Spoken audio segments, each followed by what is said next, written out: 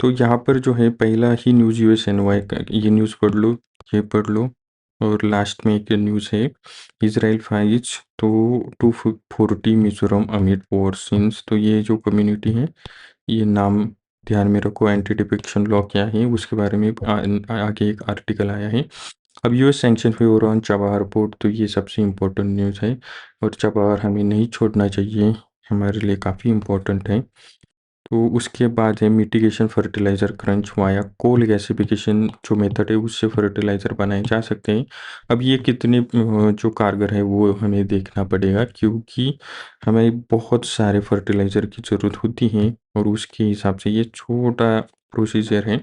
तो ये जो न्यूज़ है ना, ठीक से पढ़ लो। क्रॉनिक पेन डिप्रेशन को हैंड इन हैंड, तो ये न्यूज़ है।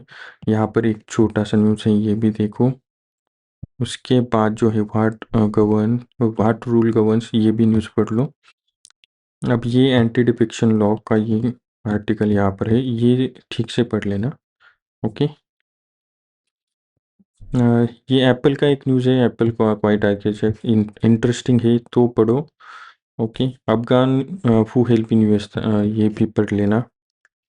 और उसके बाद जो है एक न्यूज़ है, सबसे important news art and culture में। तो ये जो न्यूज़ है, तो ये न्यूज़ आप पढ़ लेना कि मेगालिथिक साइट जो है विरली कंधार में, तो उस पर कुछ जो है 69 मेटलिक बैरियर्स मिले हैं। तो ये न्यूज़ काफ़ी इम्पोर्टेंट है प्रीलिम्स के पर्सपेक्टिव से।